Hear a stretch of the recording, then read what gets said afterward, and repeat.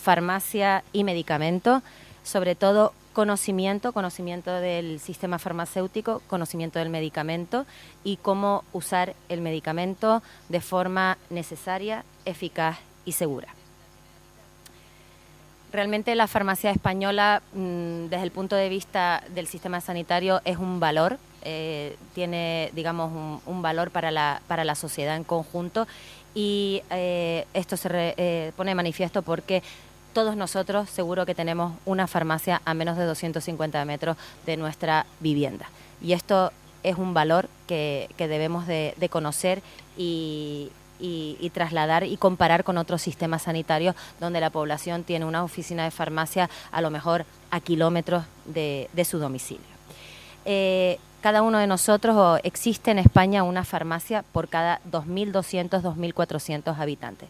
Y esto también es un lujo para la población española comparado con otros países donde existen a lo mejor farmacias por cada 10.000 o 100.000 habitantes. Realmente en España somos unos 45.000 farmacéuticos dedicados, pues digamos, a asistir en el uso del medicamento, favorecer que el uso de medicamentos sea de una forma necesaria, eficaz y segura.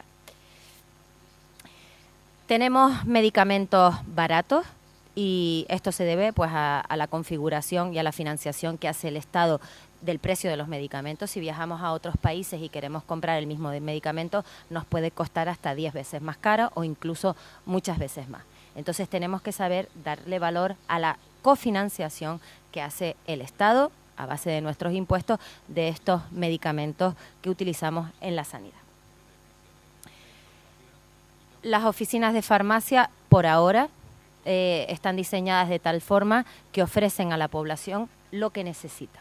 Es decir, existen muy pocas reclamaciones con respecto a los establecimientos de oficina de farmacia en comparación con otros negocios. Básicamente porque los que están en una oficina de farmacia son profesionales sanitarios altamente cualificados y además formados de forma continua. Yo desde que salí de la Facultad de Farmacia a los 22 años no he dejado de hacer un curso de formación y tengo 42 años. A pesar de haber acabado hace 22 años mi licenciatura en farmacia, todavía hoy sigo estudiando y estoy de vicerrectora de internacionalización de la Universidad de La Laguna. Y el martes pasado estuve en un curso de apoyo a la investigación para crear mi perfil profesional en distintas redes sociales. Entonces, cuando ustedes accedan a la universidad, incluso la dejen, piensen que van a tener que seguir formándose durante el resto de su vida. Y esto es bonito y es bueno. El farmacéutico ayuda, atiende a la población, no solo entregando los medicamentos, sino dando consejos sanitarios. Me imagino que muchos de ustedes habrán ido a alguna consulta médica o a alguna oficina de farmacia y muchas veces lo único que buscan es una opinión, un consejo sanitario sobre un determinado problema de salud que cada uno de ustedes padece o un familiar padece. Eso pues también es un valor para la sociedad. Si no tuviéramos tiempo para hacerlo, pues sería pues un problema. Hoy en día la farmacia evoluciona, la profesión farmacéutica evoluciona y actualmente nos dedicamos a lo que decimos o denominamos atención farmacéutica. Atención farmacéutica es un servicio integral del farmacéutico al paciente que vigila pues el uso del fármaco desde el momento de la dispensación hasta el momento, digamos, de finalización del tratamiento. Es decir, nos hacemos corresponsables de los objetivos terapéuticos que se buscan con el uso del fármaco, que es un producto, un insumo de valor terapéutico. Realmente, ¿qué es un fármaco? Pues el fármaco se define como una sustancia química de distintos orígenes, porque puede ser de síntesis, puede ser una sustancia natural presente en la naturaleza o puede ser incluso una sustancia de origen biológico o de origen genético. Piensen ustedes en las vacunas. Esa sustancia que se diseña o se aísla y se produce tiene que tener una única característica. Es decir, un fármaco es una sustancia que tiene que ser activa en el organismo para una determinada función. Tiene que cumplir un objetivo y tiene que hacerlo mediante un mecanismo de acción. Se une a un receptor, inhibe una enzima, bloquea otra cosa. Pero esa función es la que tiene que cumplir el fármaco. ¿Cuánto tardamos en sacar al mercado un nuevo fármaco? Es fácil decir, no, es que vamos a diseñar una nueva molécula y la vamos a sacar al mercado. Generalmente, desde que se sospecha que tenemos una nueva molécula en un laboratorio, de que un investigador pues está pensando en diseñar un fármaco para unirse a determinada proteína o bloquear la replicación de una célula cancerígena, se suelen tardar entre 12 y 15 años de investigación hasta que ese fármaco sale al mercado. Existen algunas excepciones, como son a lo mejor algunos fármacos anticancerígenos, donde el periodo de investigación se reduce. Pero piensen ustedes que estos 12 años de investigación con un equipo amplio de investigadores tiene un coste, y por eso los medicamentos son valiosos, y por eso se necesita inversión en investigación y desarrollo. Es decir, si queremos mejorar e innovar, tenemos que invertir. La distribución o las fases por las que pasa un medicamento, el desarrollo de un fármaco, son diversas. Primero empezamos con una investigación básica, cacharrear en un laboratorio. Después ya aparece una molécula, se descubre una molécula aislada porque se copia otra que había y que sabemos que es natural y que hace ese mecanismo de acción, etcétera. Luego esa molécula pasa a lo que se denomina un desarrollo preclínico, es una fase antes de la investigación en seres humanos, y después ya pasa al desarrollo clínico, cuando se empieza a testar y a probar si ese medicamento en determinados grupos de pacientes y población pues funciona. Y todo eso van pasando años y años y va incrementándose el coste del medicamento. Finalmente, una vez que la molécula se sabe que es eficaz y es segura y que funciona en determinadas patologías, ese laboratorio genera una patente, protege su descubrimiento, y por eso son necesarios hoy en día, la protección intelectual es tan interesante, y se registra la molécula a nombre del laboratorio fabricante.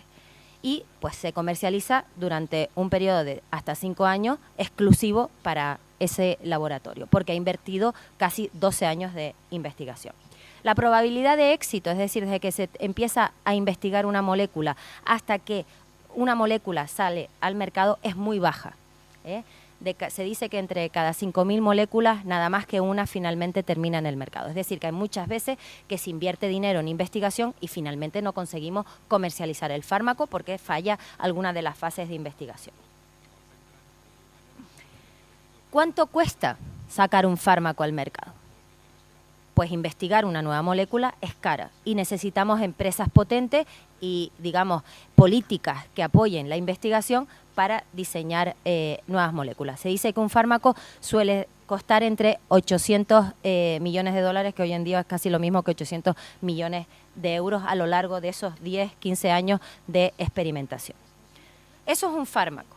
Ahora la siguiente pregunta es, ¿sabemos lo que es un medicamento? ¿Es lo mismo? No. Un fármaco no es lo mismo que un medicamento.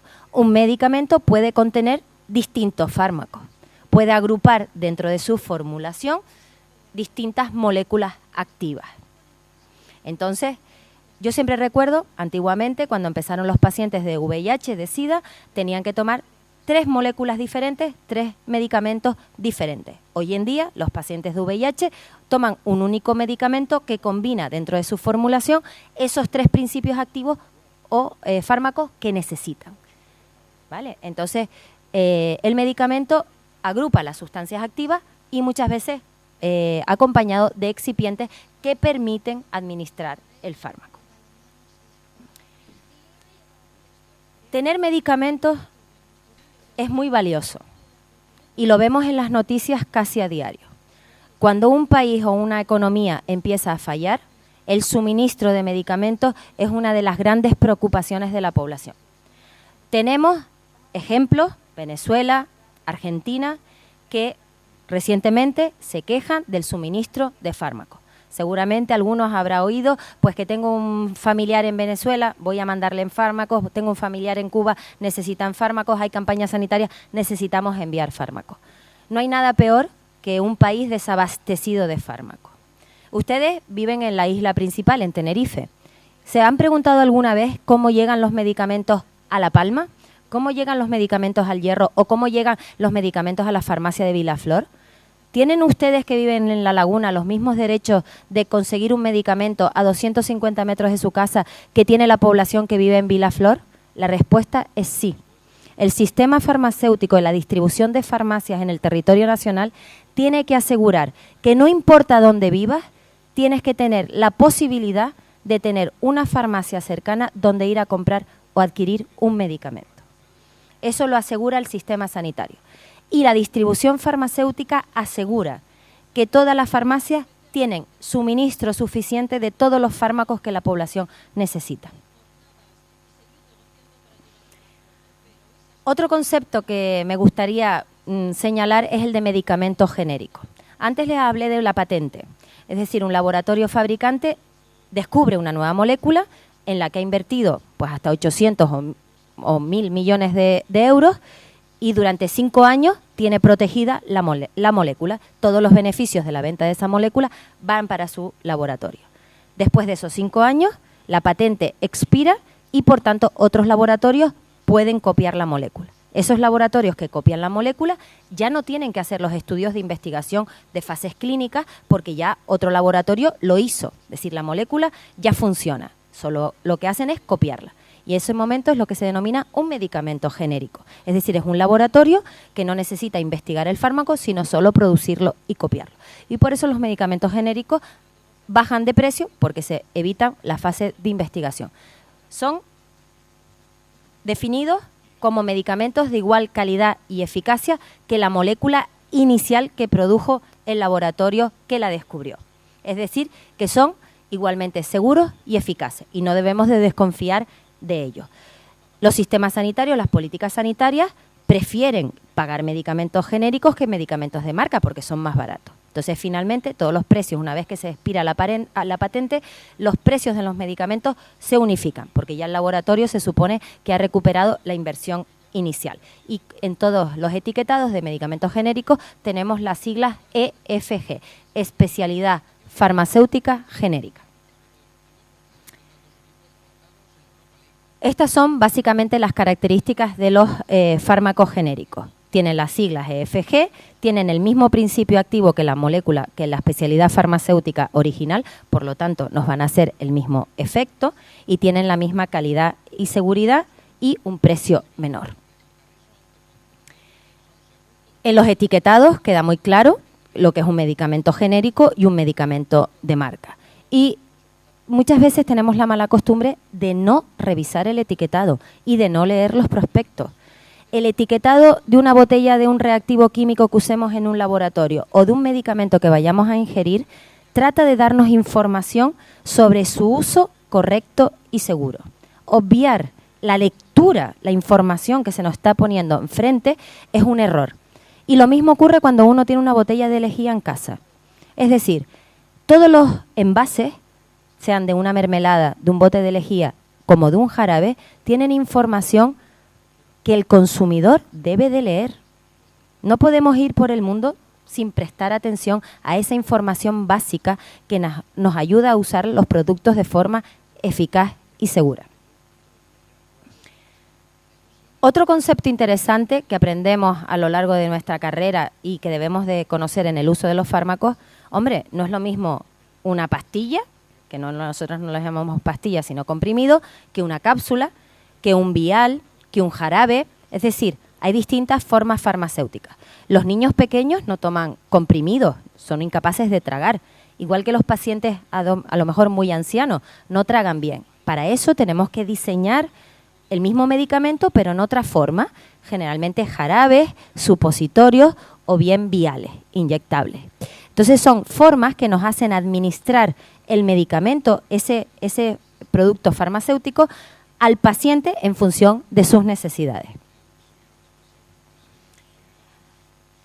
Posteriormente, al final de mi intervención, les vamos a entregar este tríptico en el que se habla pues de la necesidad de que los pacientes conozcan cómo usar los fármacos y de no utilizarlos a la ligera. Cuando hablamos de no utilizar a la ligera, ya después veremos el contenido, pues hablamos de la importancia de usar exclusivamente los fármacos cuando son estrictamente necesarios, en las recomendaciones dadas por el médico, es decir, hay que cumplir la pauta posológica, no superarla ni disminuirla.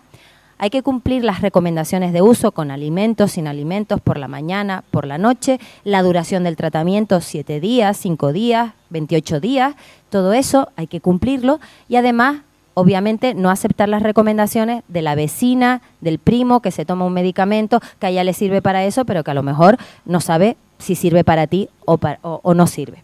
Entonces, es muy importante, digamos, prestar atención a la recomendación, la prescripción que hace el médico. Además, el consumidor de medicamentos, el paciente, tiene otra fuente de información adicional. No vale la pena ir a internet ni nada, si todos los envases de medicamentos vienen con un prospecto perfectamente descrito para que el uso que hagamos de los fármacos sea correcto. El prospecto tiene muchos apartados. Si alguno de ustedes es asmático, ¿hay algún asmático aquí? ¿Tú qué inhalador usas? El Semiclor. ¿Alguna vez has abierto el prospecto? No. Si lo abriese sería dificilísimo de entender. A lo mejor es un prospecto de este tamaño. Te explica cómo hacer la inhalación, etcétera, porque son formas farmacéuticas complejas. Sin embargo, si abres el prospecto de un paracetamol, es mucho más asequible. Pero, ¿cuáles son los apartados que realmente tenemos que prestar atención? Es decir, si tenemos que tomar un fármaco por primera vez, ¿qué miramos en ese prospecto? En primer lugar, su composición, que es ese fármaco que es activo para la patología que nosotros tenemos. Y además, veremos que luego tiene otros apartados que son pues las indicaciones, es decir, para qué patologías uso el fármaco, la posología, las contraindicaciones, las precauciones de uso, los efectos secundarios y las interacciones. En la composición tiene que estar muy claro también los excipientes, es decir, cuando nosotros, por ejemplo, tenemos un alimento, miramos los ingredientes, miramos los aditivos alimentarios que se han utilizado para fabricar ese alimento. Y hoy en día, que está tan de moda consumir alimentos sin gluten, porque hay mucha población celíaca, se ha incrementado el diagnóstico de los celíacos, pues se presta atención a los ingredientes. Pues con los medicamentos es lo mismo. La gente que tiene alguna alergia, alguna intolerancia, no solo tiene que mirar a la composición del fármaco, sino los excipientes. Hay intolerantes a la lactosa, intolerantes al gluten, etcétera. Entonces, esto es tremendamente, digamos, importante para un determinado grupo de pacientes. Las indicaciones también. Yo hago constantemente todos los años desde el Colegio Farmacéutico campañas sanitarias y ahora tenemos una campaña de hipertiroidismo. Y cuando le preguntamos a los pacientes, ¿para qué toma usted la levotiroxina, que es el medicamento? La mitad de los pacientes no saben para qué están tomando el fármaco.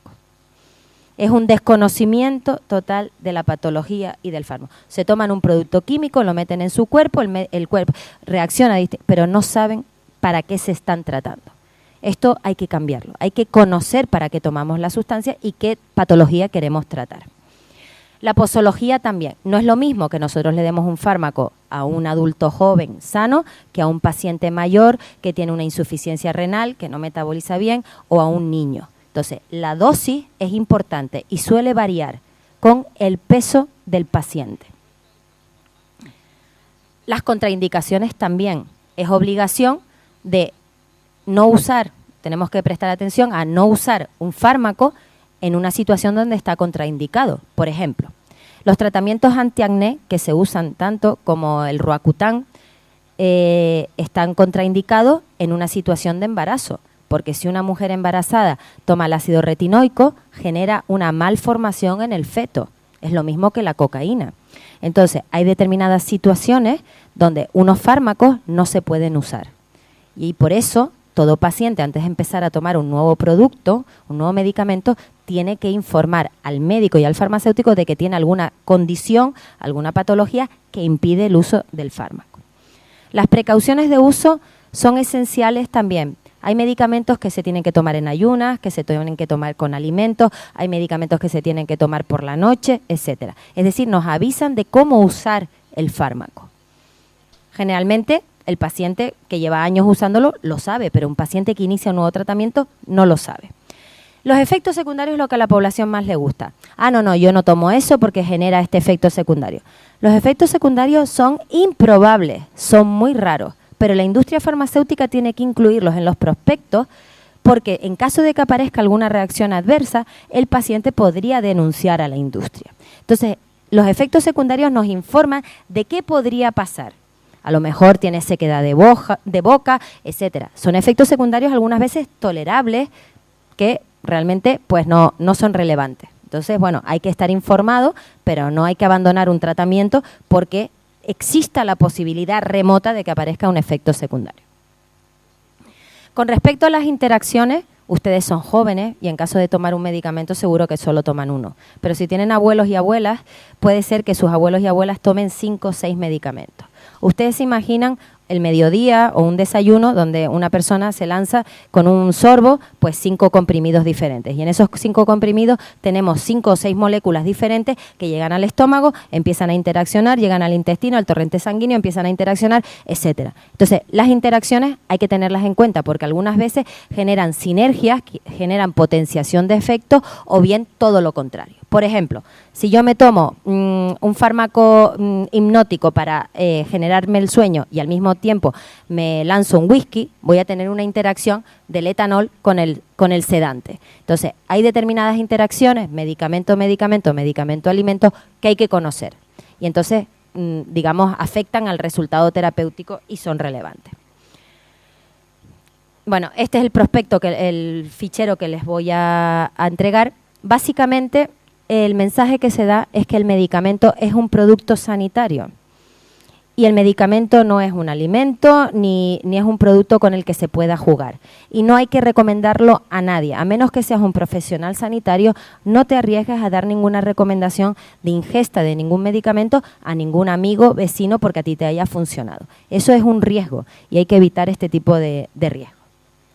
Tampoco es bueno acumular medicamentos en los domicilios. Hoy en día las prescripciones, es decir, los envases de los medicamentos, se tratan de ajustar a la duración del tratamiento. Si tienes que tomar un antibiótico de 7 días, 3 unidades al día, generalmente la caja, el envase tiene 28 unidades, para que no te sobre ninguna y no dejes en el botiquín de tu casa ninguna.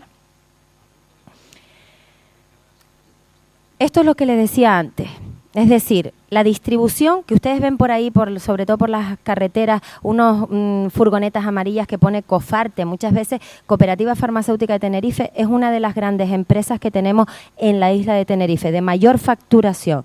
Tiene un robot, el almacén central está justo detrás de la hamburguesa de la autopista y es un edificio rojo y es la Cooperativa Farmacéutica de Tenerife, donde se almacenan todos los medicamentos que posteriormente son distribuidos a las 350 farmacias que hay en la provincia de Tenerife. No puede faltarnos ningún medicamento. Aunque estemos en Canarias, tenemos que asegurarnos que todos los medicamentos que los pacientes de nuestra provincia necesiten estén presentes en este almacén. Si una farmacia lo necesita, lo puede pedir para tenerlo para sus pacientes. La distribución farmacéutica, para nosotros que vivimos en un territorio fragmentado en 7 islas, es fundamental. Los pacientes del Hierro tienen los mismos derechos que ustedes. Y al Hierro se va en barco, el furgón de Cofarte va y vuelve 2 veces al día al Hierro a distribuir medicamentos. Otra cosa importante es la consideración que tienen los medicamentos y sus residuos con respecto al medio ambiente. Es decir, me imagino que ustedes han visto siempre a las entradas de la farmacia una papelera que pone punto SIGRE, punto de recogida y gestión de residuos de medicamentos, para evitar que estos lleguen al medio ambiente y generen algún tipo de contaminación. Si nosotros dejamos medicamentos activos en el medio ambiente, pueden pasar pues al suelo o al agua y posteriormente contaminar o elevar los niveles en los seres vivos que vivan en ese ecosistema. Esto es la atención farmacéutica que yo les dije ahora. Antes, nosotros tenemos que responsabilizarnos de los resultados que un fármaco tenga en un paciente, pero el paciente también es responsable de ese fármaco, ¿eh? Es decir, hay una corresponsabilidad. Voy a pasar esto.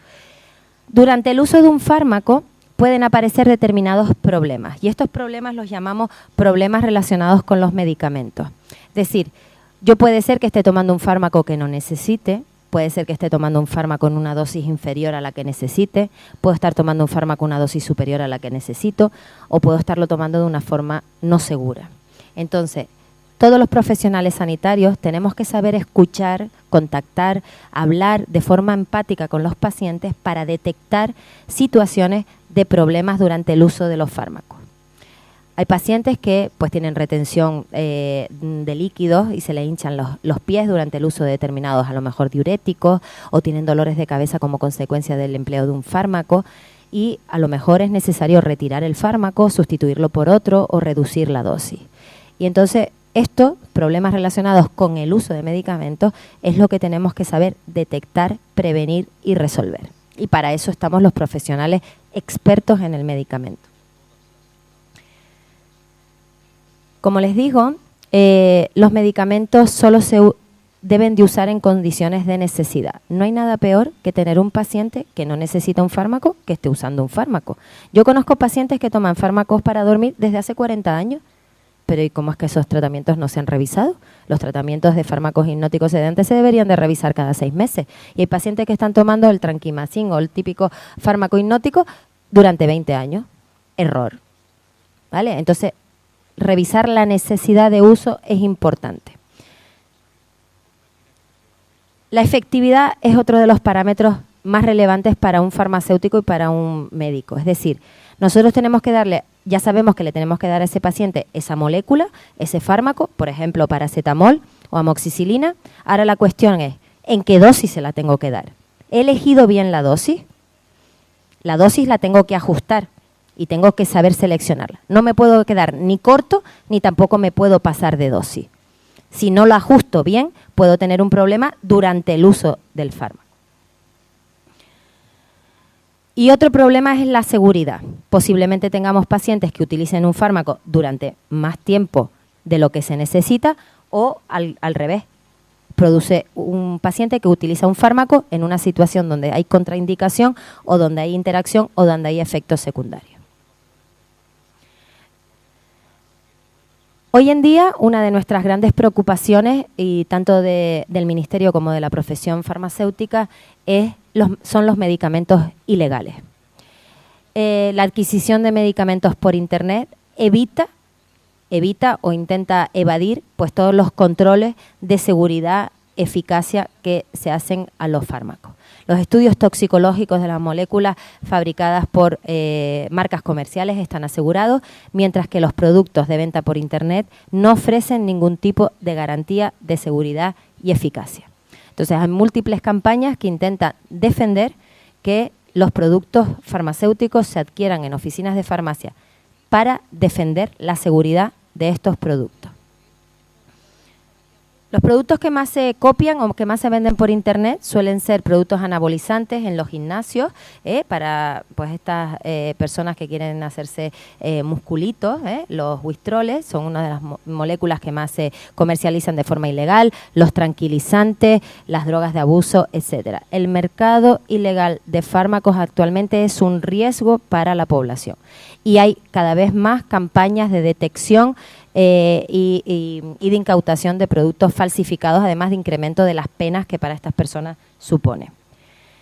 Y nada más que les quería terminar señalándoles, por ejemplo, este comunicado de la Agencia Española del Medicamento y Productos Sanitarios de ayer, día 6 de abril, donde se pone de manifiesto que todos los fármacos están sometidos a continua reevaluación. Aquí tenemos el metrotexato, que es una molécula que se utiliza habitualmente y que ha sufrido una reevaluación de su seguridad porque hay un conjunto de pacientes que se ha quejado de una determinada reacción adversa o de una equivocación en la administración, y entonces el prospecto, la ficha técnica, se mejora y se mejora la comunicación al paciente para asegurar un uso más seguro y más eficaz. Entonces, esta agencia, que es una hijuela de la agencia europea, agrupa pues a expertos en el medicamento que vigilan la seguridad de los fármacos que todos los españoles, lógicamente, utilizamos. Cuando esto falla, estamos ante un riesgo. Es decir, las agencias que evalúan o que controlan la seguridad de los productos protegen la salud pública de los españoles. Y muchísimas gracias y quedo a vuestra disposición para contestar a cualquier pregunta.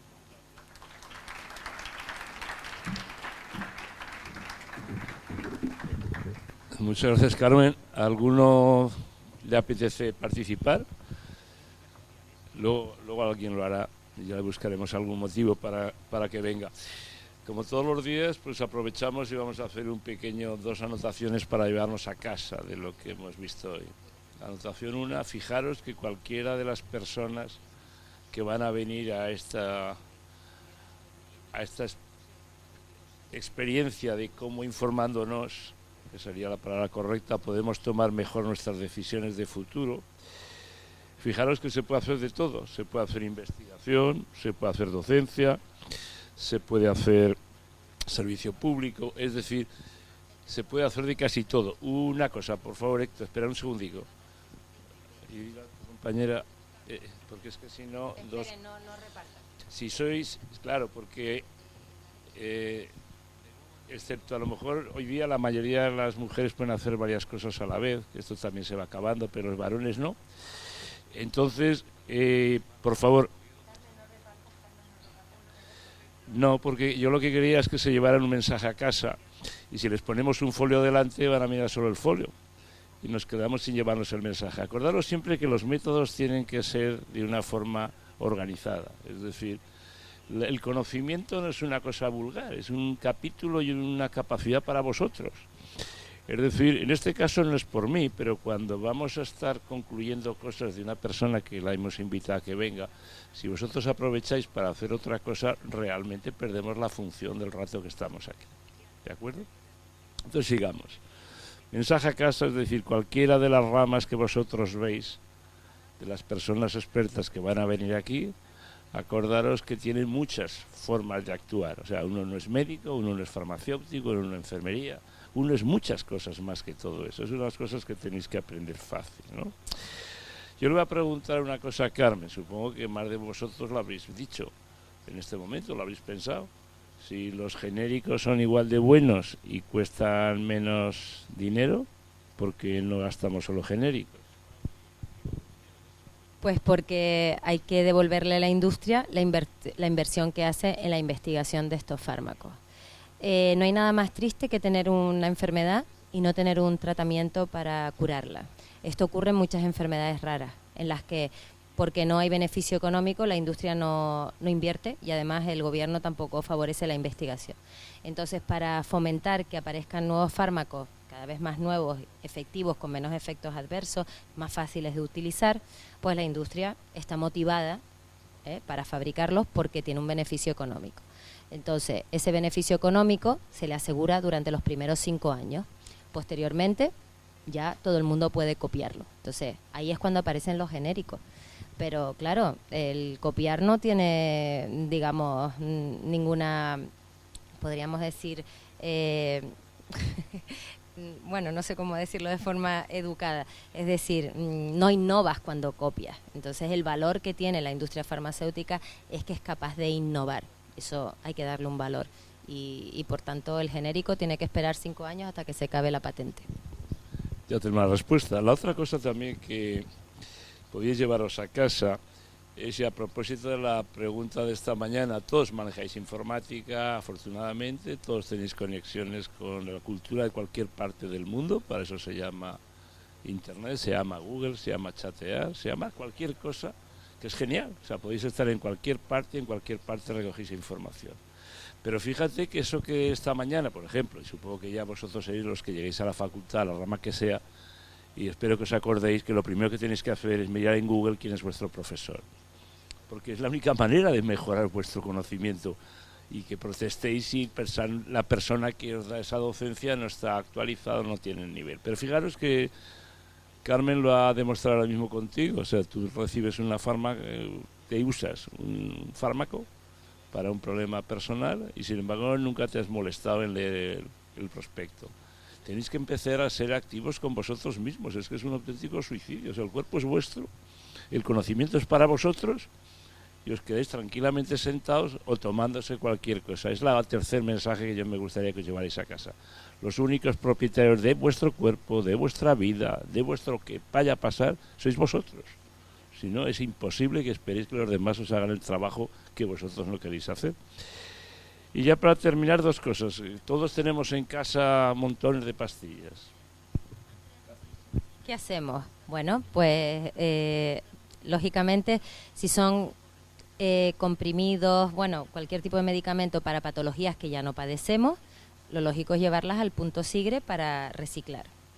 Hay algunos fármacos que se denominan fármacos publicitarios, que tienen en vez de la EFG, tienen una EFP publicitarios, por ejemplo, complejos vitamínicos, también algunos analgésicos, algunas pomadas, etcétera. Esos medicamentos especialidades farmacéuticas publicitarias son medicamentos para patologías menores que pueden volvernos a aparecer, los jarabes antitusígenos.